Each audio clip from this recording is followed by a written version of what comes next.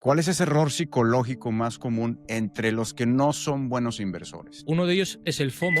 Dices que la racionalidad pura no existe en inversión. ¿Qué es lo que pasa? Que aunque la transparencia con uno mismo sea la clave para tomar una buena decisión, siempre hay un pequeño diablito en ese hombro izquierdo, no podemos ser totalmente imparciales. Yo, por el contrario, a veces tenía parálisis por análisis. Cuando eras más pequeño, tuviste un evento traumático. En ese mismo momento yo creía que era el fin del mundo y era una ruptura. O sea, el primer día que tú tienes una pérdida del 15-20% en la bolsa, eso es un game changer total.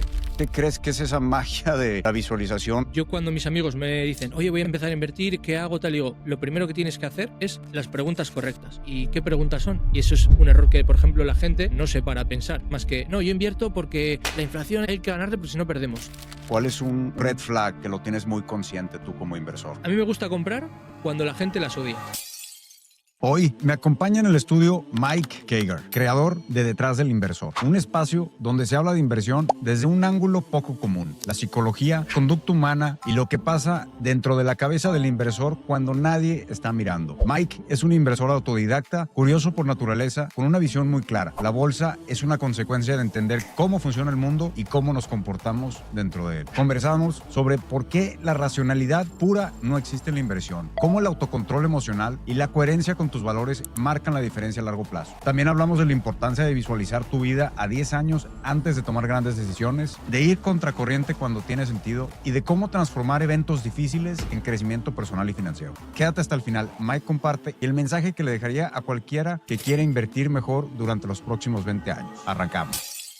Bueno, Mike, ¿cómo estás? Bienvenido a este episodio de Inversor Compuesto. Hola, buenas, Alfonso, ¿qué tal? Muy bien. Platícale a la audiencia de dónde eres, dónde estás conectado. Os hablo desde Bilbao y para el que no lo conozca, capital del mundo. Mi experiencia de Bilbao fue de fiestas, en la fiesta grande de Bilbao. La semana grande Sí. de Bilbao. Uno de mis mejores amigos y yo estuvimos recorriendo, pues más que nada fue la región vasca de España, ¿no? Lo que se conoce como el País Vasco. Ujú. Acabamos en la fiesta grande y después de, yo creo que 1500 calimochos, a las 10 de la mañana que queríamos regresar al pueblo donde nos estábamos quedando, que se llama Ea, ya no teníamos dinero. O sea, literal estuvimos como por dioseros en la estación de los autobuses pidiendo a alguien que nos prestara unos euros para poder regresar a Ea. Y de casualidad nos encontramos con otro amigo que venía a estudiar a la universidad de Bilbao y nos dio unos euros para poder regresar al pueblo. Una anécdota típica bilbaína del 20 de agosto, claro. Me imagino.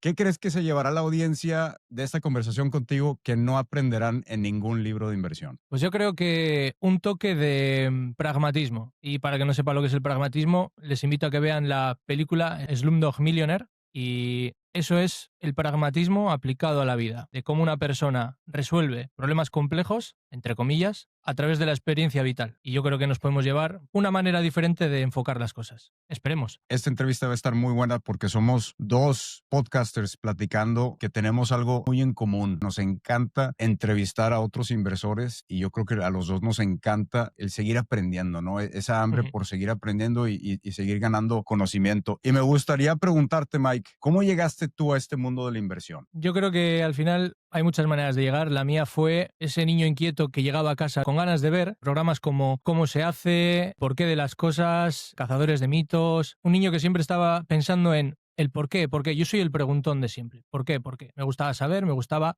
muchas cosas de curiosidad. Soy muy curioso. En mi familia, como en muchas otras, las situaciones económicas, pues en cierto momento no eran las mejores. Y yo siempre pensaba cómo el día de mañana me iba a ganar la vida. Y la verdad es que no era capaz de llegar a pensar en a qué me iba a dedicar, ¿no? Y sí que había un edificio cuando iba en el tren en Bilbao, que cuando te bajas en la última estación era el edificio de la Bolsa. Hoy en día ya sigue el edificio, pero creo que no hay absolutamente nada allí. Y me llamaba mucho, mucho la atención. Con 16 años, no, antes, con 15, me regalaron un PC de estos portátiles chiquitín, que era un Acer Aspire One, y ahí abrí por primera vez un broker, una demo y tal, y en cuanto la abrí, estuve 2 días literalmente y lo cerré. Y hasta mucho más adelante no volví a caer en invertir de verdad. Pero hasta que llegué al punto de invertir, siempre estuve leyendo, curioseando por biografías de inversores. En mi casa apareció una persona que era empresaria y me despertó mucha más curiosidad por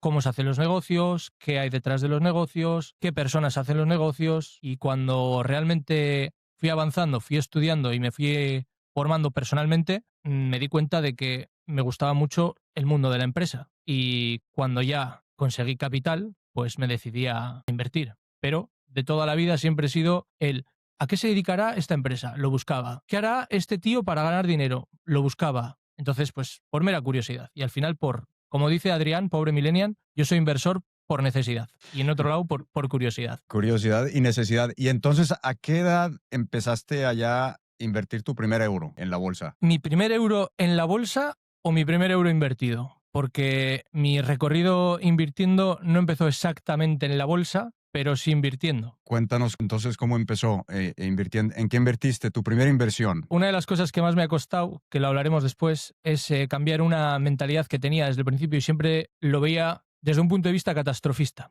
Y claro, al ser catastrofista, me empecé a interesar primero por la teoría monetaria y la inflación y la emisión de moneda. ¿Qué es lo que pasa?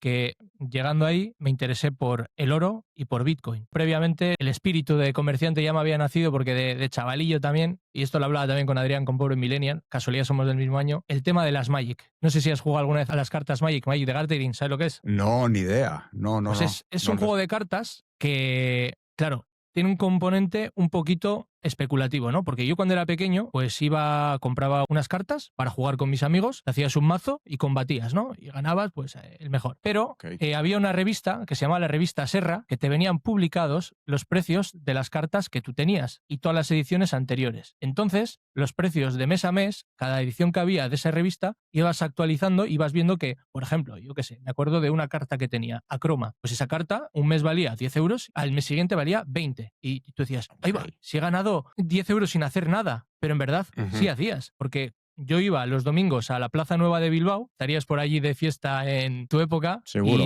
y los domingos se cambian cromos, pegatinas, cartas de todo tipo, cualquier cosa coleccionable. Y yo iba a cambiar cartas Magic. Entonces era un poco ese mercadeo de la bolsa, ya desde pequeño, en plan de te cambio esta carta por la otra, tal, y yo trataba pues de barrer para mi casa y llevarme pues las que más me gustaban, pero a la vez las que más valían. Y ahí ya nació el gen un poco de buscar ese valor. Invertir como tal en 2018, pero el gen de tradear y de querer sacar valor desde pequeñito ya. Ok, varios inversores han empezado similarmente como tú, pero con las tarjetas de béisbol. Ah, ¿no? sí, bueno, sí, similar. Que son coleccionables y las van tradeando, van comprando y vendiendo. Eso creo que es algo que traes como desde raíz, ¿no? Donde ves ese potencial de generar un margen, ¿no? Entonces empiezas a ver cualquier oportunidad de hacer margen, ¿no? Y creo que muchos de nosotros luego llegamos a la bolsa porque la bolsa se convierte en un mercado tan grande donde hay tantas oportunidades que tienes mucho de dónde batear, ¿no? Entonces el universo de oportunidades se hace más grande, ¿no? ¿Y cuándo fue entonces a qué edad metiste ese primer dólar, pero ya en la bolsa? En la bolsa, allá por 2020, en lo que es en bolsa, bolsa. Entonces, yo solamente me dedicaba a ser el permaver del libro, que hacía sus historias con el oro y el Bitcoin, pero la bolsa creía que iba a implosionar y hasta el 2020 no empecé con las acciones. 2020. Me gustaría preguntarte, ¿qué patrón mental comparten los inversores realmente buenos? Mental. Yo creo que lo que comparten todos los buenos es ser racionales y parecer irracionales ante la masa. Porque me viene a la cabeza, o sea, por poner ejemplos que la gente pueda buscar, tú conoces a Mr. Timbits, obviamente. Sí, claro. Es una persona que yo de lo que conozco se sale fuera de lo común. Si, por ejemplo, una persona normal que esté influenciada por Warren Buffett, por Charlie Munger o por cualquier mega inversor, intenta hacer lo que hace Timbits, le tacharía de loco. Pero Timbits, dentro de todo su estudio y su capacidad, es un tío 100% racional que aplica lo que sabe para ganar cosas estratosféricas. Y no hay más que verlo, lo sabes tú con DMX. Claro. Bueno, Mr. Timbits, aquí le mandamos un saludo porque él aparte se ha convertido yo siempre lo molesto porque le digo, oye, es que tú ya eres un mentor mío, te fregaste, ¿no? Y siempre estamos en contacto. Lo acabo de ver hace un par de semanas, celebramos lo de DMX que se levantó el veto en Suecia y totalmente, ¿no? Es un inversor muy fuera de lo común y de hecho a mí me ha hecho pensar mucho últimamente en mi estilo de inversor, ¿no? Y cómo me está cambiando la manera de ver las cosas, la manera de ver oportunidades. Es de ese tipo de inversores que te hacen pensar, te Ujú. desafían, ¿no? El estar abiertos a aprender cosas nuevas y aprender a cuestionarte tus propias creencias, eso es clave para seguir avanzando en este mundo de las inversiones. ¿Cuál es ese error psicológico tú que has entrevistado tantas personas y obviamente en X eres también divulgador y te mueves en este entorno de inversores? ¿Cuál es ese error psicológico más común entre los que no son buenos inversores? No me gustaría hablar de lo que es bueno o mal inversor porque aquí todos tenemos recorrido, pero para mí, que yo también lo pregunto en el podcast, muchas veces cuál es el error más común de lo que uno entiende que hace un inversor y uno de ellos es el FOMO y es que el FOMO te hace directamente perder dinero y desesperarte con lo que tú crees que va a pasar, pero nunca llega. Puede que llegue, pero como realmente estás sesgado a querer todavía ganar más, esa frase que dice de que se lleve otro el último dólar, normalmente el del FOMO es el que se lleva el último dólar y al final acaba con auténticos errores garrafales. Yo creo que uno de los errores es el FOMO y otro de los errores es realmente no pararse a cuestionarse las cosas. El otro día escribía yo un artículo sobre los mega inversores y yo lo que decía era que los mega inversores nos influencian de tal manera que nos abren una visión muy concreta de la bolsa y entendemos que los grandes inversores son los que han ganado entre un 12% y un 16% anual durante muchos años. Vale, eso es increíble, pero ellos están limitados a una visión de gestores de capital y nosotros muchas veces seguimos su conducta con sus mismas reglas y no nos paramos a reflexionar y a pensar de que hay gente, que es lo que yo trato de hacer en mi podcast, como Mr. Timbits, que es el claro ejemplo de lo contrario, que pese a tener la influencia de grandes inversores, tiene la mente abierta a la flexibilidad de un inversor retail. Y muchas veces, como seguimos a los mega inversores y la influencia de estos, nuestra conducta tiende a la media. Y la media es la ganancia de, pues, entre un 10% por arriba y por abajo, lo que da el índice prácticamente. Tendemos a la media. Sí. Y luego hay gente que se cuestiona las cosas y que es capaz de ir añadiendo marcos mentales, experiencia, formación, capacidades, opiniones, desechar cosas y mejorar su proceso y dentro de todo eso abrirse un mar de posibilidades que están bastante más lejos de un 15 o 12%. Y yo hoy en día conozco a gente que obviamente a un largo plazo de 20 años es muy difícil,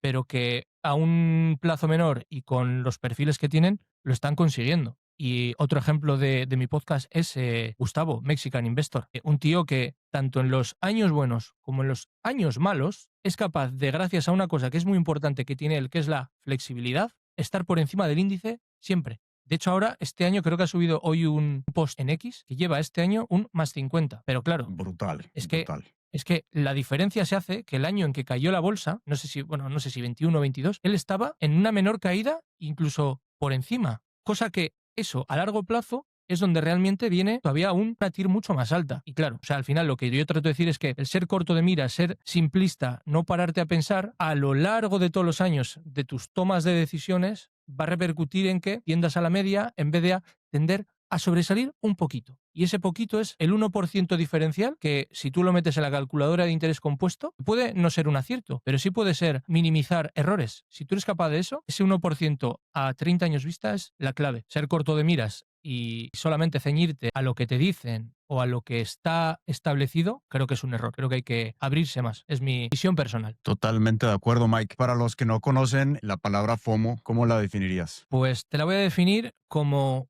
Pedrito me ha dicho que Juanito se ha comprado una carta, Magic en este caso, que vale 100 euros. Pero es que tu vecino la compró por 50 euros y Pepito la compró por 10. Voy a pagar 1000 porque realmente el mes que viene va a valer 100.000. Y cuando tú la compras por 1000, lo más probable es que el mes siguiente llegue a 3000 y cuando creas que va a valer 100.000, de repente vale 1,20. Eso es el FOMO. Es el dejarte llevar por las emociones, ¿no? De ver a otro que Eso está es. ganando y crees que por subirte al tren vas a ganar igual, ¿no? Eso es. Mike, dices que la racionalidad pura no existe en inversión. ¿A Ujú. qué te refieres con eso? Pues a ver, a mí dentro de todo el tema conductual y psicológico, que es lo que realmente me apasiona, porque al final creo que es la única parte en la que nosotros tenemos control pleno y total sobre nuestra toma de decisiones y lo que es nuestra parte en la inversión. Luego que una acción suba, baje, que gane más, que gane menos, que analicemos de una manera o analicemos de otra, es algo que es un poquito más oscuro porque no tenemos todos los inputs de esa realidad, pero sí moldeamos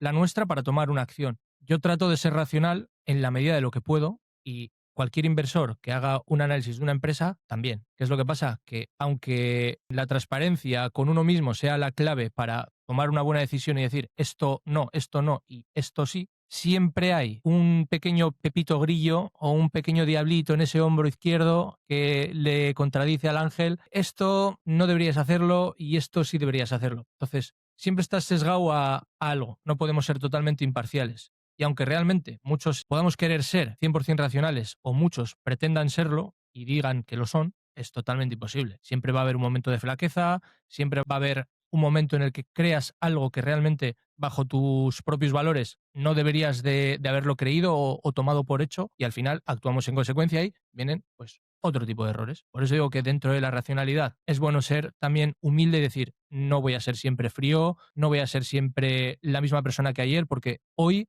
me voy a levantar pues yo qué sé, con dolor de muelas y no voy a estar con las mismas capacidades que estaba ayer. Claro, no voy a ver el mundo con el mismo prisma ni los mismos ojos. Totalmente. Y entonces, ¿cómo le haces tú? ¿Tienes alguna técnica o alguna táctica para tratar de distinguir si esa decisión es irracional? Antes solía pensar mucho sobre las posiciones que tomaba y por qué las tomaba y me daba cuenta de que me pasaba una cosa que gracias a Gustavo, que es algo que escribiré más adelante, estoy haciendo un pequeño resumen de todos los invitados que han pasado este año y tal, y Gustavo, o sea, Mexican, hablaba de algo que él tiene que es la flexibilidad. Y yo, por el contrario, a veces tenía parálisis por análisis. Soy muy reflexivo y esa propia mentalidad de reflexión me generaba un perjuicio. ¿Qué ejercicios tengo yo? En que si yo ya tengo mis reglas definidas, no tengo que dudar. O sea, me tengo que exigir a mí mismo actuar. Y, por ejemplo, ahora ha habido una posición, no la quiero decir y espero que no la digas tú tampoco, que la hablamos por X, que cayó a máximos históricos hace poco y yo dije, en su día, cuando esta acción caiga, yo tengo una parte de mi cartera en ciertos productos que cuando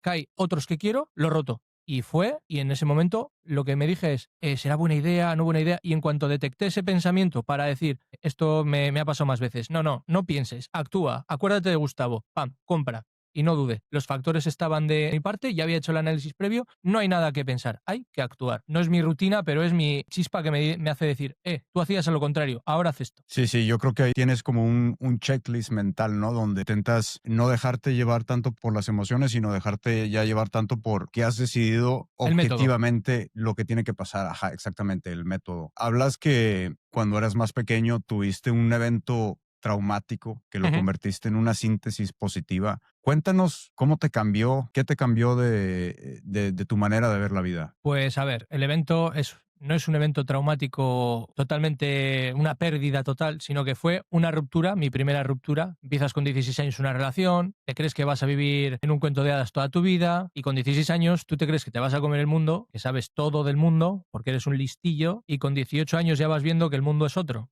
Y cuando pues las cosas pasan y tienes una ruptura, como fue mi caso, yo lo pasé muy mal. ¿Qué es lo que pasa? Que lo pasé tan mal como que mi niñez cambió y mi manera de ver el mundo, entre comillas, cambió. Pero cambió porque había entendido lo que era la realidad a otro nivel. Me explico. En ese mismo momento yo creía que era el fin del mundo y era una ruptura, o sea, cosas que pasan a lo largo de tu vida una y mil veces y es lo natural, que es un sentimiento análogo con que un día en la bolsa tengas una pérdida al de 15 años de estar invirtiendo, que es un día más en la oficina. Pero el primer día que tú tienes una pérdida del 15-20% en la bolsa, ¿cómo es para ti? Eso es un game changer total. Sí, ¿Qué es lo que total. pasa? Que en la vida puedes hacer de eso un mundo, quedarte ahí y morir, o como en la bolsa, ese día hay gente que lo deja muerto de miedo y hay gente que a partir de ahí cambia su mentalidad, lo toma como algo positivo y mejora. Pues yo ese momento lo tomé como una caída en bolsa de primero, es un bache difícil, pero yo empecé a darme cuenta de que mi cabeza funcionaba mucho mejor que antes. ¿Por qué? Porque donde antes veía problemas o baches, ahora era capaz de ver que como había sacado la cabeza de ese agujero, mi mente iba en modo automático. Pero no solamente en mis circunstancias personales, sentimentales, no, sino en el resto de cosas. Fue una habilidad que aprendí.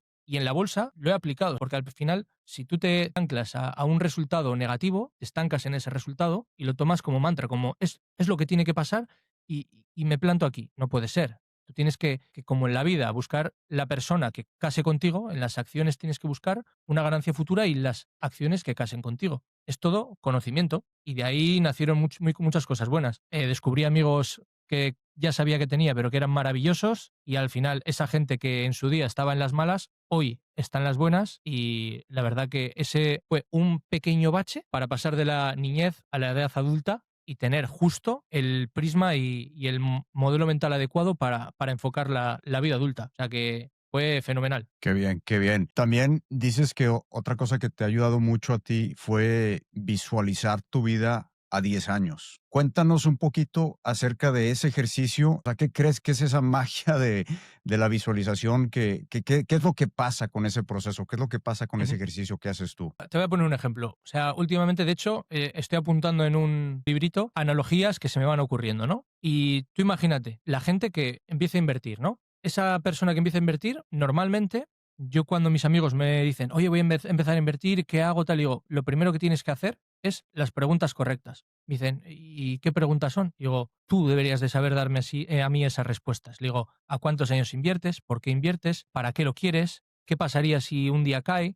¿Qué pasaría si un día multiplicas por 10? Cosas pues muy habituales para ti y para mí, pero que la gente que empieza no lo piensa. Y ahí vienen muchos errores. Yo, obviamente, caí también en ciertos errores, pero sí que tuve la capacidad de mirar a 10 años dónde quería estar. Tú imagínate que eres un barco que sale de puerto y tú sabes que quieres navegar. Si tú sabes más o menos que vas hacia el norte y no tienes brújula, más o menos guiándote por las estrellas, grado arriba, grado abajo, vas a ir buscando el norte. Tienes una referencia. Pero si sales de puerto sin buscar el norte, lo más probable es que puedas acabar en el este o en el sur. Lo importante de mi capacidad de ese momento de mirarme a dónde quería estar a 10 años no era el hecho de empezar, sino era el hecho de dónde quería ir a 10 años. No tenía por qué llegar a aquella meta, sino que sabía más o menos aproximarme a lo que iba a querer. ¿Qué es lo que pasa? Que eso ha hecho que, igual un poco más rápido que otros y más lento que otros, también hay que decirlo, mi rumbo hacia esos 10 años y hacia los 30 siguientes esté mucho más cercano de esa meta que lejos. Las decisiones que he ido tomando a lo largo de estos años han sido muchas para dar un paso atrás, coger carrerilla, y 3 o 4 hacia adelante, pero con un rumbo más o menos marcado. Y eso es un error que, por ejemplo, la gente no se para a pensar. No se para a pensar más que, no, yo invierto porque hay que ganarle porque si no perdemos. No, es que esto es una estafa porque la pensión... A ver, sí, claro, la pensión sí, la inflación sí, pero tienes que tener una guía de cómo quieres llegar allí, por qué, a qué renuncias y qué es lo que necesitas y quieres. Y cuando tienes respuestas para todo eso, tu rumbo ya está centrado. Y sobre todo, que ya vas a tener en tu cabeza un marco mental para decir, vale, Kiyosaki decía, págate a ti primero. Pues vale, si me tengo que pagar a mí primero, tengo que guardar un dinero para invertir y voy a invertir todos los meses, quiera o no. Entonces, esa parte de girar el timón para no gastar de más o no invertir de menos, eso es un giro de timón que te acerca a tu objetivo. No sé si la analogía se ha entendido, pero más o menos yo pienso así. Sí, sí, claro que se entiende y tiene sentido total y básicamente es ser el capitán de tu propio barco y tener Ujú. bien definido a dónde quieres llevar el barco, ¿no? Porque si no tienes el rumbo bien definido, ese barco se va a perder, ¿no? Entonces es ser el capitán de tu propio barco, tomar ese timón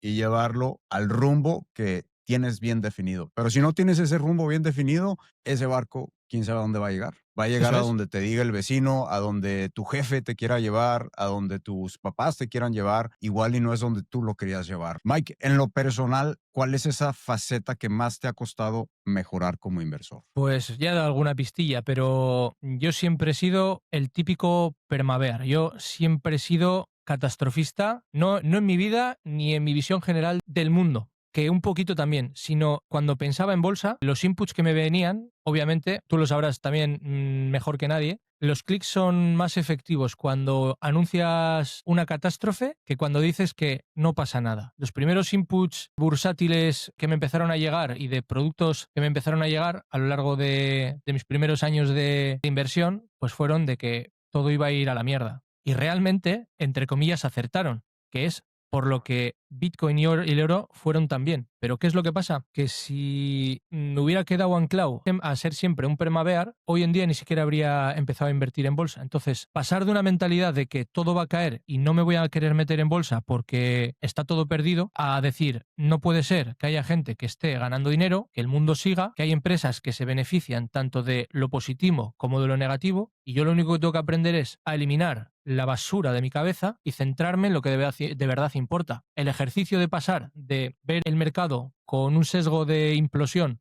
a que puede implosionar, pero a largo plazo lo más probable es que el mundo siga viviendo y que haya empresas que lo hagan mejor que la media, fue el punto un poquito más difícil porque fue un proceso de desangrado y de rotura de mantras, de dogmas, de creencias, de conductas limitantes que al final, una vez desechadas, me ha ido bastante mejor que con ellas. Y eso fue un proceso duro, pues no sé, a la cabeza y a la racionalidad que tengo y a las ganas de decir, oye, que yo aquí no me voy a quedar con esta conducta y mente de mierda, pues pa'lante. Y nada, hasta aquí. Pero esa fue ser un permabear a una persona todavía más racional y tendencia positiva. Ok, de irte a ser un pesimista a tratar de ver las oportunidades que existen hoy, ¿no? Eso es. ¿Tu inversor favorito quién es y por qué? Inversor favorito. A ver, a mí me gusta mucho, por el pragmatismo, me gusta mucho Peter Lynch. La capacidad y las herramientas que te da Peter Lynch cuando estás empezando a través de ejemplos suyos de su experiencia de vida, es que es parte de lo que por lo que yo he hecho detrás del inversor, porque mi objetivo es que la gente, a través de la experiencia y las anécdotas que han pasado, tú llegues a conseguir herramientas para aplicarlas en tu día a día, en tu capacidad de análisis y de toma de decisiones. Peter Lynch es clave en mi círculo vital. También me gusta Monish Pabrai porque un tío que es capaz de ser humilde y decir que copiando se puede ganar, y ser humilde y decir que se ha hecho millonario copiando, para mí también no es un referente, pero tiene su mérito. Pero a mí el que más me gusta es Peter Lynch. Peter Lynch es un máster, un máster. A Monish, fíjate que lo vimos, fui con mi hermano a la junta de accionistas de Berkshire y ahí estaba Monish, ¿eh? Se levantó también como a las 4:30 de la mañana a hacer fila como todos los demás. Tenía un grupo gigantesco. Y bueno, ya no nos pudimos tomar la foto con él, pero estábamos a, no sé, 20 metros de Monish. Un tipazo también. Un crack del value investing, totalmente. Y un fanático de Buffett y de Charlie. Sí. A mí, por ejemplo, Munger, hay un libro que me leí de que es el Tao de Charlie Munger, y ahora me he comprado un libro que no sé si es exactamente uno oficial, pero bueno, el almanaque de Benjamin Franklin. Y yo sé que a Charlie le gustaba mucho Benjamin Franklin, creo que era. Pero Charlie también tiene frases y filosofía aplicada al día a día de nuestras conductas, de por qué hacemos las cosas, como lo de enséñame los incentivos y te daré los resultados. Eso es una frase que la gente no se da cuenta de cómo aplica en todos los ámbitos de la sociedad, de tu día a día, de tu vida, de todo. Y que con eso se mueve el mundo, ¿eh? Y el tío lo aplicaba vamos, de puta madre. Y un tipazo, Charlie. Un tipazo, me encantaba. Me tienes que decir qué opinas del libro cuando lo leas, a ver si me lo recomiendas. Nada, y si te lo recomiendo, ya te diré, ¿eh? Pues nada, se lee en una tarde, no sé si tiene 50 hojas, ya te diré. ¿Y qué inversor famoso te parece que está sobrevalorado?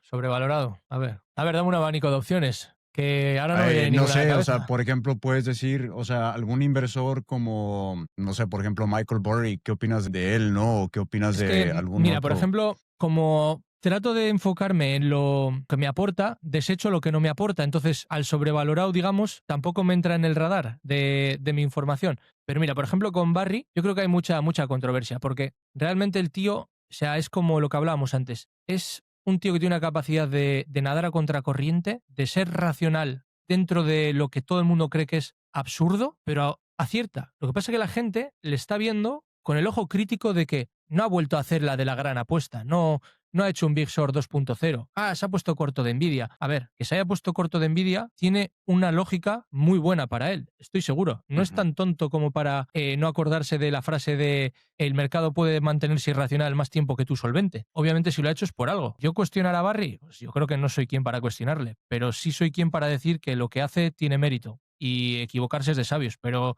a ver cuántos graciosos que le tildan de sobrevalorados tienen la mitad de sus rendimientos. Total. Bueno, que de hecho yo sí soy fan de Burry y acabo de ver que ya se salió, ya no va a estar haciendo muchos posts en X, pero abrió su propio Substack. Que Sí. Creo que es, no me acuerdo cuánto cuesta, pero creo que es nada barato. Pero bueno, ese es otro de esos inversores que que piensan totalmente diferente al inversor común. Eso de shortear Nvidia, que creo que ya cerró el short porque no le estaba funcionando. O sea, qué cojones, ¿no? De hacer un short a Nvidia.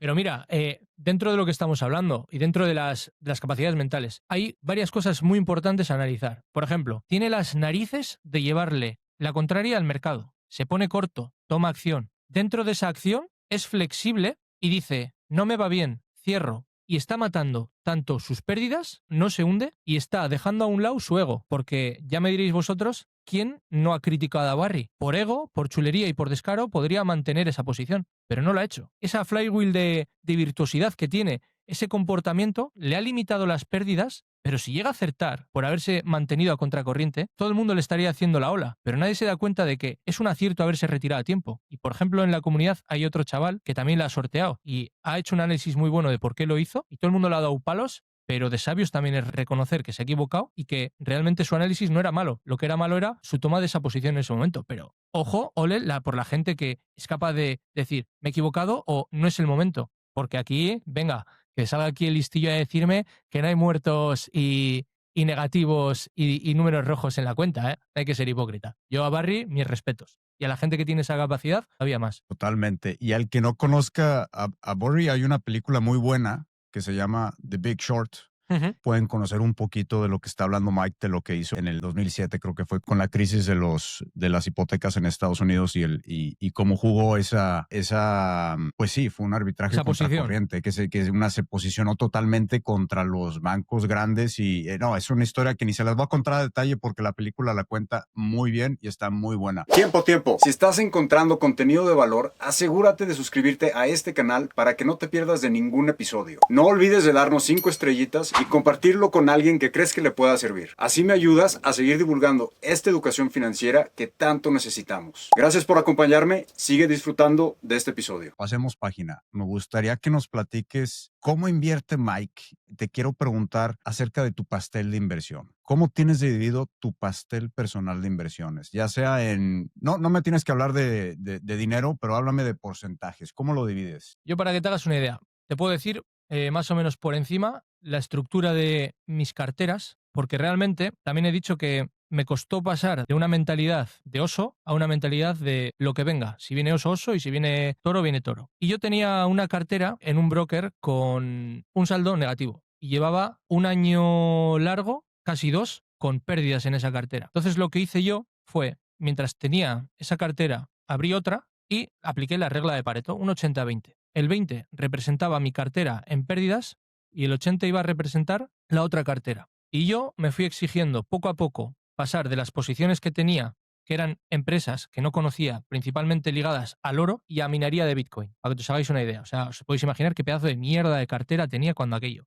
Es súper cíclico, ¿no? Entonces, lo que me propuse fue pasar de esas pérdidas a componer una cartera con empresas que yo conociese, me gustasen, pasaran por un filtro X y a partir de ahí sacar rentabilidad. Bueno, esa cartera han pasado 2 años y ha pasado de unas pérdidas normales para la cantidad que tenían a porcentajes de revalorización con apenas, te digo cuántas posiciones tiene, 8 con un ETF. Con 8 posiciones ha pasado de estar en un menos 15, menos 4, depende, tampoco tenía mucha cantidad, a ir añadiendo más aportaciones, a pasar a más de un 100% en prácticamente 2 años. Wow. Eso fue una parte del... No es por porcentajes lo que yo quiero rendir, sino porque un desanclaje de mi antiguo yo, esa cartera, ese 20% que me di a conocer otras cosas y mejorar esa parte, y la otra en la que tengo el 80% sí que tengo más posiciones, y esa pues tengo pues repartido pues tecnología, cosas digamos de calidad. También compré en esta cartera, tengo comprada la que hemos dicho antes, que tú también la tienes, Alfonso. Sí. Y bueno, pues tecnológicas de calidad, empresas que entiendo perfectamente, empresas que por ejemplo están en teoría van a matarlas la IA y yo creo que no las va a matar. Entonces tengo porcentajes tomados en ese tipo de empresas porque entiendo que son, no te voy a decir inversiones asimétricas porque realmente el mercado puede tener razón y que las mate, pero realmente sus fundamentales van hacia arriba y su precio va hacia abajo. Entonces, me gusta tener ese tipo de acciones en la cartera. Pues ya te digo, principalmente tecnológicas. Mira, por ejemplo, tengo Amazon, tengo Google, que la compré cuando todo el mundo decía que ChatGPT la iba a matar. A mí me gusta comprar cuando la gente las odia, pero con el filtro de no estoy comprando el chicharro baranero que me ha dicho el vecino de la puerta al lado, no. Estoy comprando Google. Joder, Louis Vuitton cayó a sus mínimos históricos no sé cuándo. Su valoración histórica mínima. Tienes a Bernard Arnault comprando acciones como un loco. Hombre, obviamente, quizás nos toque pasar un ciclo malo, pero si tú te estás comprando a las valoraciones históricas más bajas en un ciclo malísimo para el lujo, la mejor empresa de lujo, quitando una o dos que anden por ahí, Hombre, creo que el ciclo bueno vendrá y para mí, antes que tener liquidez, me compro unas empresas de esas y tengo, pues ya te digo, 14 acciones en la otra cartera. Ok. Tecnológicas y así. Más que nada es pura renta variable. ¿Tienes algo de renta fija o Bueno, algo? no tengo ni renta fija, ni oro, ni Bitcoin, nada. Ahora solo tengo 100% bolsa. 100%. ¿Ya no tienes nada de Bitcoin tampoco? Nada. Oro tengo Nada. exposición a través de un pequeño ETF y ya nada. Hice una cosa muy importante también para mí, dentro de esa mentalidad de permadear a lo que toque, que a medida que he ido viendo oportunidades diferentes en cuanto a asset allocation con lo del oro, pues lo he ido pasando a otros activos. Y con Bitcoin, en su día lo liquidé todo y listo. No hay nada que hacer. Mundo Muy cripto bien. no es para mí. Ya. Dijiste algo muy importante que lo quiero recalcar para la audiencia. Aquí Mike, el ejemplo que usó con Louis Vuitton, es que aprovecha ese pesimismo de que a Narrativo. veces de narrativa que nos regala el mercado estas oportunidades a los inversores de buen callo que saben ir contra las masas para comprar, ¿no? Entonces, por eso siempre uno tiene que estar ahí como francotirador y cuando ve esas oportunidades, a por ellas, ¿no? En este caso para Mike, Louis Vuitton. Y luego, bueno, hay otras muchas más. Creo que hay una narrativa muy grande en el mercado hoy en día. Hay un saborcito que el mercado se está inflando en ciertas industrias. Una de ellas podrá ser la IA, ¿no? Y todo lo que tiene con Ujú. la IA se está inflando. Y cuando pasa eso, las otras industrias tienden a desinflarse, se podría Ujú. decir. Y ahí es donde uno empieza a encontrar las oportunidades. Entonces, por eso siempre hay que estar consciente de las masas para aprovechar esas oportunidades, ¿no? ¿Cuál ha sido tu mejor inversión? Mi mejor inversión, te diría que en mí mismo, en romper mis paradigmas, mis dogmas, mis ideas mal establecidas y mis conductas limitantes. Eso por un lado. En cuanto a la posición que más retorno me ha dado, obviamente el oro. Tú ten en cuenta que yo el oro lo compré y empecé a comprar allá por 2018. En 2018, te lo puedo decir ahora mismo, a cuánto estaba el oro, a 1.200 la onza. Y el oro está ahora mismo a 4.200. Esa prácticamente, a medida que he ido vendiendo, ha sido la toma de beneficios más rentable que he tenido. Y sobre todo, no rentable, sino que es la mejor inversión que he tenido porque nace de un concepto que tenía muy bien estudiado, y es la tesis del oro. Cuando empecé yo no entendía los mecanismos de los mercados, pero sí entendía una cosa, lo más sencillo de esta vida en cualquier ámbito, y es cómo se establece un precio, oferta y demanda. Si había una oferta monetaria de X, el oro tendía a crecer un porcentaje, esa masa mucho más, y el ciclo inflacionario iba a venir, pues yo solamente tenía que sentarme y esperar. Y eso es lo que hice, sentarme y esperar. Entendí cuál era mi punto de partida y mi punto final. Y nada, fue ejecutarlo de manera sencilla. No hubo misterio. Por eso digo que fue igual no la más rentable, pero una muy rentable de una manera muy fácil de ejecutar. Esa es la primera, curioso, y la mejor para mí. El oro, el rey de los metales. ¿Y la peor inversión cuál ha sido? La peor inversión, creer que sabía algo que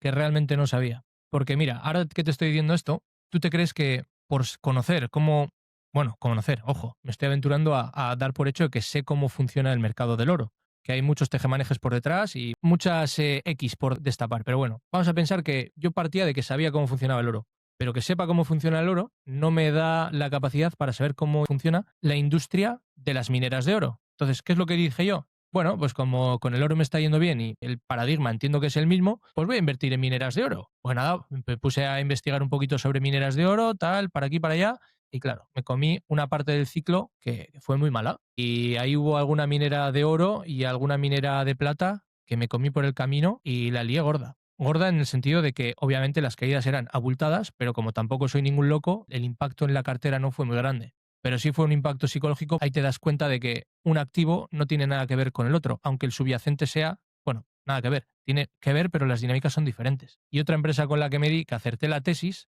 pero no acerté el timing, la podéis ver ahora, si la llego a mantener, pues bueno, ahí estaría, es MP Materials. Ah, sí. Hay una cosa que se me da bastante bien a mí y es leer situaciones. Entonces yo en su día, la gente, no sé cómo de esta empresa se hablaba tan poco, allá por 2020, 2021, claro, a mí siempre me ha gustado pues un poco la geopolítica y esas cosas. Obviamente tú sabes que para hacer cierto tipo de productos necesitas algo que son elementos críticos, como son las tierras raras, que es de lo que se habla ahora, pero de lo que nadie hablaba en 2020, y yo pensé, si esto se pone tenso, ¿cuál es la única empresa que hay en Estados Unidos que tiene tierras raras? Y llegué a MP Material, que salió a bolsa pues allá por ese año. ¿Qué es lo que pasa? que bajo mi premisa de esto va a valer muchísimo más porque el día que pase algo son los únicos, hoy en día se ha dado, pero a los precios a los que fui acumulando y las bajadas que me comí yo, pues como no tenía hecho la mente a saber cómo funciona una cíclica de verdad, acabé perdiendo dinero. Aunque acerté con la tesis y la lógica, con la rentabilidad no. Hoy en día pues la tenéis a $61 cuando ha llegado a estar a 10, nada, un año. Que ahorita está bien caliente, ¿no? La acción, ¿no? Sí, Con esto hace mucho que no la veo, pero sí, ahora ya está. Pero que vamos, está caliente. Se podría decir que igual ya está en territorio burbuja, ¿no? Todo lo que tiene que ver con lo de las tierras raras, ahora que Trump está hablando mucho de eso y se está dando a conocer. Muchas empresas están sobrevaloradas, ¿no? ¿Cuál es ese botón rojo que dices, si pasa esto, cambio? O sea, salgo de esta empresa, salgo de esta inversión. ¿Cuál es un red flag que lo tienes muy consciente tú como inversor? pues a ver, tengo el de una directiva que yo entienda que está ya preparando las gordas. Es decir, movimientos de cargarse divisiones para mantener alguna cosa a corto plazo. Eso me da un indicativo de no entrar, pero de ahí a vender mi posición, para mí la más gorda es que me dé cuenta o salga alguna noticia de que la están liando a nivel de chanchullos y deshonestidad. Porque realmente, al final, una valoración es una prima que el mercado da a una empresa por unos beneficios futuros, en teoría, ¿no? Pero claro, esa prima en valoración te la está dando como una visión futura segura de esos rendimientos. Si tú tienes una directiva que te la está liando, esa valoración se va a la mierda porque realmente ni se merecen ganar lo que ganan, ni la confianza, que es en lo que se basa valorar una empresa. Te están dando confianza, te están valorando por X, pero realmente tú vales lo que tienes en tus libros y lo que vas a generar. Si no eres capaz de generar ni siquiera confianza, Dios, no, eso me da mucho para atrás. Y estuve a punto de vender una empresa y apliqué otro conocimiento de otro inversor y dije, cuando este tío ha dicho que no hay que evaluar a las directivas por lo que dicen de ellas, sino por sus hechos, y después de que se anunció una cosa de esa empresa, que era un short report de libro diciendo que había chanchullos en esa empresa, digo, voy a vender. Me acordé de lo que dijo ese inversor, Emérito Quintana, de una vez que con una empresa suya, que se llama Norbert Destresangle, o no me acuerdo exactamente cómo se llama, que era de camiones, también les hicieron uno, y lo que hizo la directiva fue callarse poco a poco y emitir una nota con un comunicado de recompra urgente de acciones. Y entonces este dijo, que esto está cayendo, pero estos tíos no se han tirado del barco, estos tíos están recomprando, por algo será. Ujú. Entonces, los hechos respaldaban un otro indicio, es de que lo están viendo regalado. Esto no debe de ser real o no es tan grave. Pues mi empresa hizo lo mismo. Anunciaron un short report por un tema de unos supuestos chanchullos con unas tiendas físicas y de repente lo que anunció la directiva no fue un comunicado explicando nada, fue una recompra de acciones. Que dije yo, esta historia me suena, les voy a dar una oportunidad. Y hoy en día sigo en ella y sigo contento con la empresa. Pero en esa casi caigo, ¿eh? Casi caigo. Hoy en día, ¿tienes alguna empresa que te esté gustando mucho, alguna inversión que estés viendo, no tanto como tesis, sino como que la tengas en la mira alguna o pueden ser varias? ¿Qué está viendo Mike? ¿Qué está en tu radar? Como empresa, no voy a hablar, porque no he hablado de ella hasta ahora, de lo de la rotación que he hecho de esa empresa de software que tenemos tú y yo. Esta sí que la puedo decir porque no quiero sesgar a la gente con lo que hago yo. Puedo decir, por ejemplo, Louis Vuitton o Google, que compré hace tiempo, pues que hoy en día pues no sé si estarán para comprar o no, yo ahí no me meto. Pero una empresa que sí me gusta, que aplica los conceptos de Peter Lynch, de cómo lo veo yo,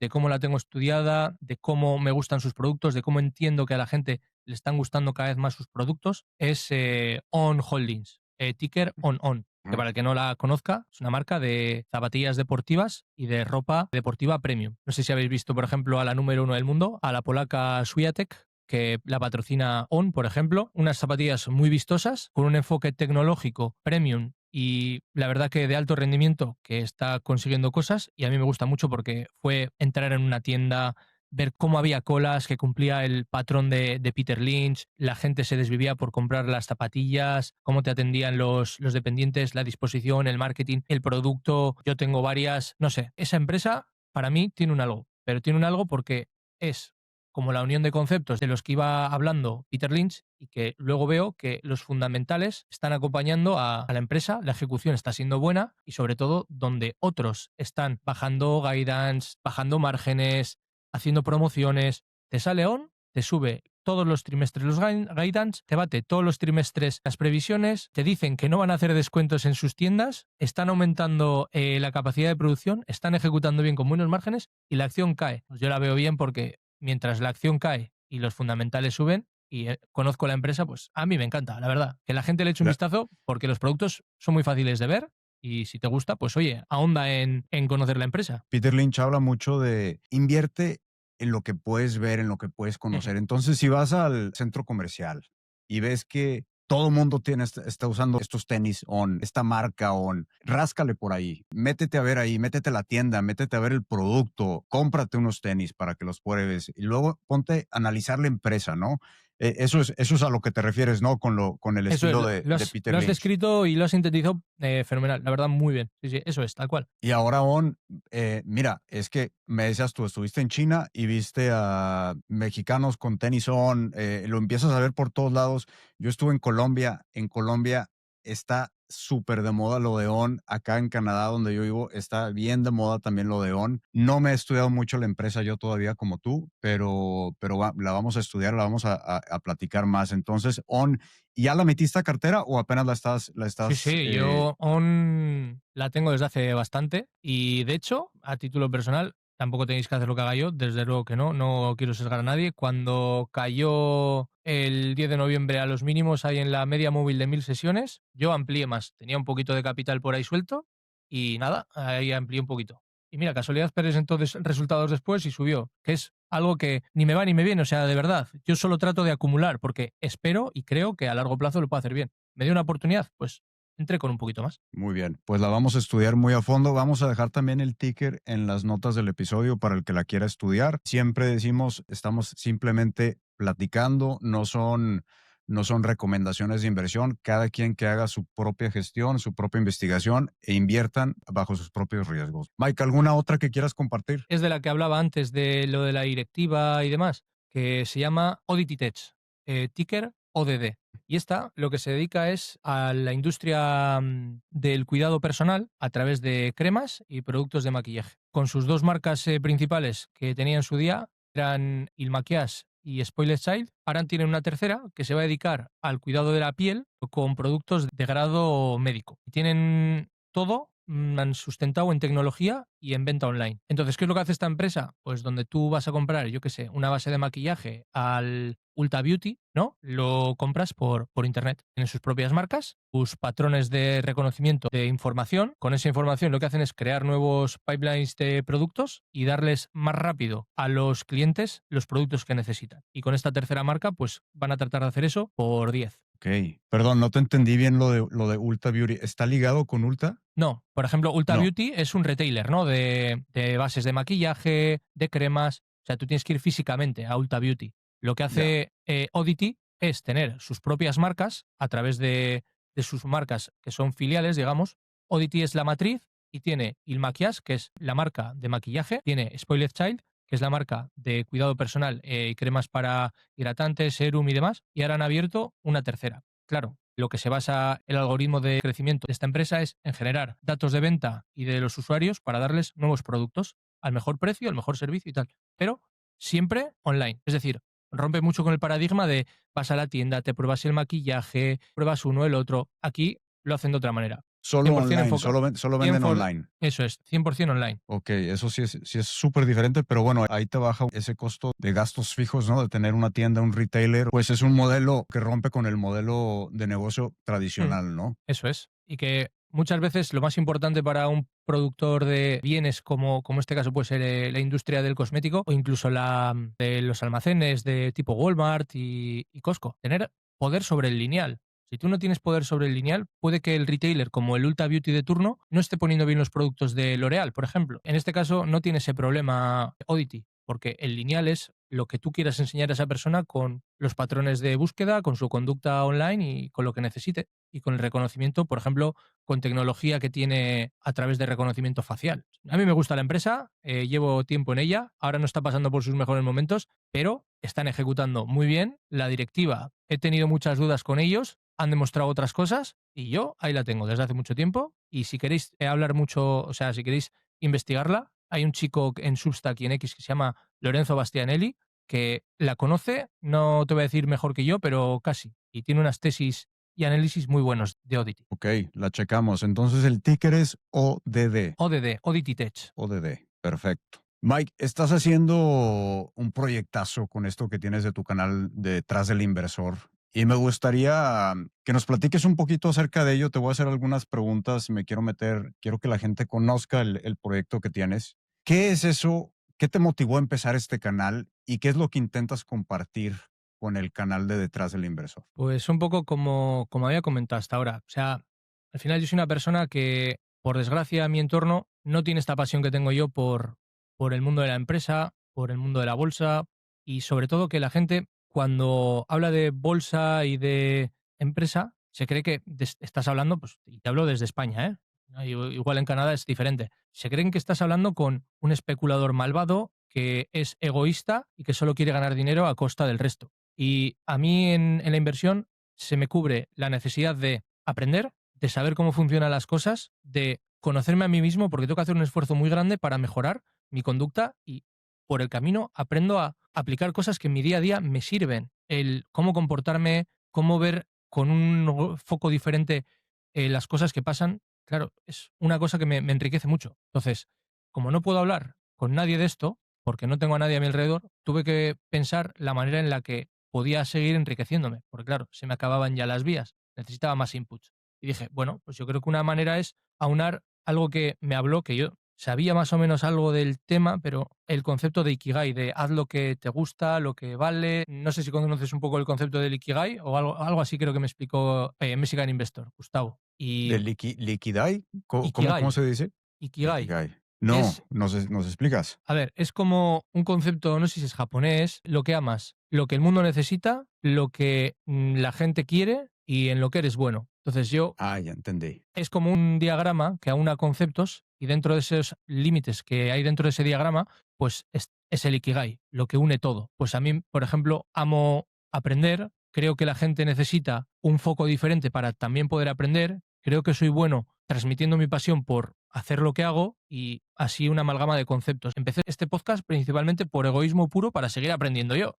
Y digo, si yo aprendo a través de la experiencia propia y ajena, ¿por qué no compartir eso con la gente? Porque tu historia, Alfonso, o sea, o la de Tim Beach, o la de Gustavo, o la de Adrián, pobre Millennial, o la de Ciprés, todos los que han pasado por mi podcast, yo creo que siempre hay algo que tú, a lo largo de una vida, vas a poder aprovechar porque cuando te enfrentes a esa misma situación o a una situación análoga, digas, que Alfonso, Mike, Ciprés, Adrián, lo hicieron de esta manera y esa piedra que estaba en su camino, ese bache, en vez de caer en él, lo pasas por al lado.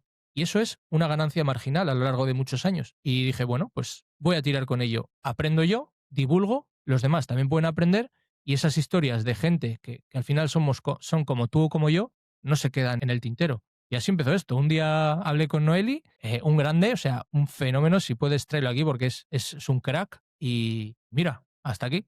De momento, un añito casi. Bueno, 9 meses o así. Ya llevamos con el canal y muy contento. Por eso te invitamos. Te invitamos porque me pareció genial el formato que tienes, que es un poquito, es diferente a lo que están haciendo muchos de los otros creadores de contenido. Y la verdad es que estás haciendo una labor muy buena. Tienes unos invitados súper top.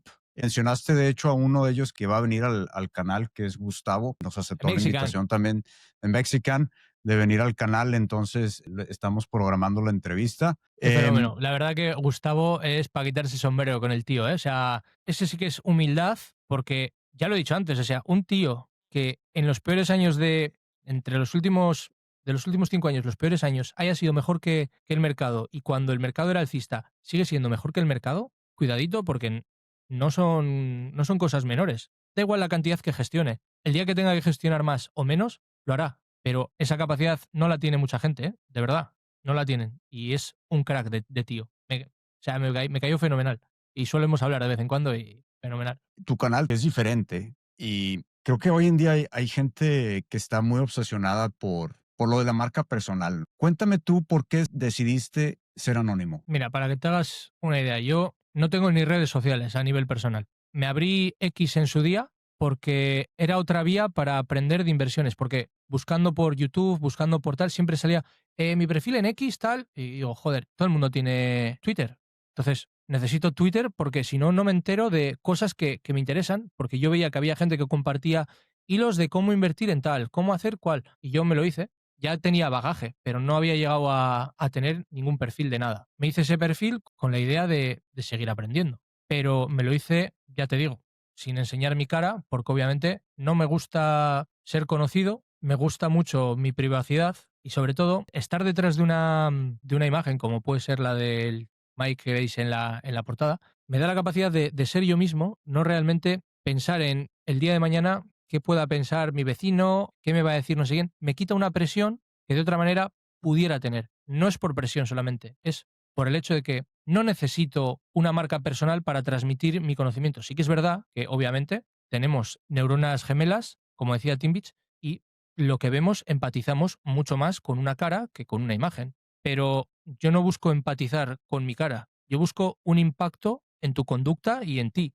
Y marca personal o no, si mi contenido es bueno, si lo que yo transmito es puro y es sincero, la gente que se quede a mi lado se va a quedar mucho más tiempo que el que se queda por ver mi cara y decir que yo invierto en estas 3 empresas y el mes que viene fallo 3 y se van con otro que tiene otra cara. O sea, mis ideas van a perdurar más que mi cara. Entonces, si lo hago bien y sigo hablando de lo que quiero hablar, cómo lo quiero hablar, transmitir lo que quiero transmitir de verdad y sacar de los invitados lo que yo creo que es de lo que no se habla y más puedes ganar por la parte que te toca como inversor retail, yo creo que esa gente lo va a agradecer tanto a largo plazo que va a seguir escuchándome y va a seguir aprendiendo conmigo. Que esto no se trata de seguirme a mí porque yo lo que diga es canon, sino porque lo que yo digo y lo que a mí me ha pasado, a los invitados les ha pasado, son cosas del día a día que a ti también te van a pasar. Entonces, ese valor que viene aportado de otra manera, yo creo que mi foco es la diferencia con el resto. Y esa es la marca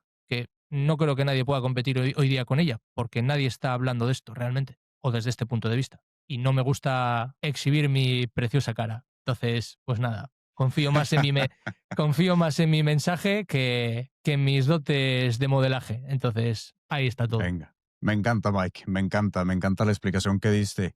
Ya estamos casi al final de la entrevista, Mike. ¿Algún libro que nos quieras recomendar para la audiencia? ¿O un libro que te marcó a ti en especial?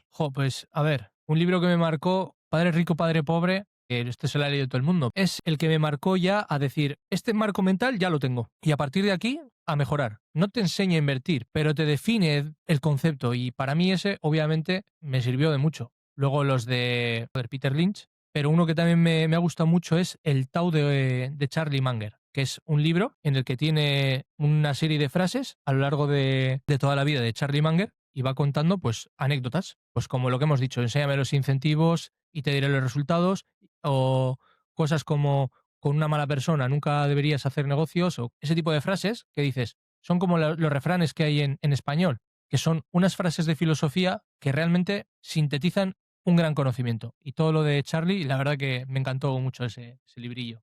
La verdad que tengo Bueno. una biblioteca ahí entera. Uno que me gustó también bastante fue la biografía de Elon Musk, de 0 a 1, de Peter Thiel. Es que te podría decir bastantes más. Ahora me estoy leyendo otro par de ellos.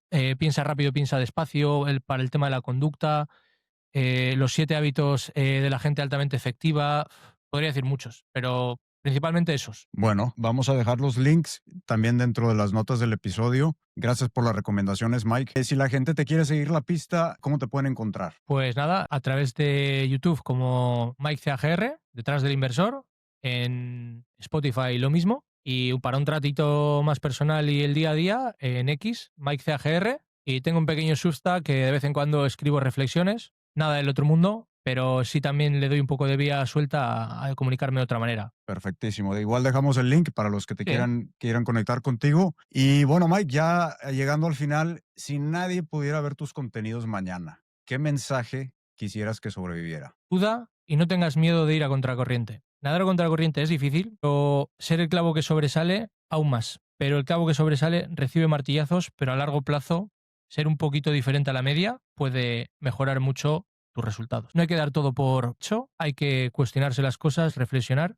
y ejecutar, como tuve que hacer yo. en vez de reflexionar tanto, ejecutar un poquito más. Pues no se diga más, Mike, que con ese mensaje vamos a cerrar. Muchísimas gracias por tu tiempo. Te mando un saludo hasta Bilbao. Algún día nos encontraremos por allá y nos echamos unos calimochos tú y yo. Ojalá, pues ya nos veremos por aquí. Si vienes algún día, vamos, invitado a una chuleta, calimocho, lo que quieras. Eso por descontado. No se diga Y más. nos volveremos a ver. Nos volveremos a ver. Ha sido un placer, Alfonso. La verdad, muy a gusto. Venga, Mike, Muy a así lo gusto. hacemos. Hasta luego. El contenido de Inversor Compuesto es solo informativo y no constituye asesoramiento financiero, legal o de inversión. Toda inversión conlleva riesgos. Haz tu propia investigación y consulta con un profesional antes de tomar decisiones. Ni el anfitrión ni los invitados son responsables por las acciones derivadas de este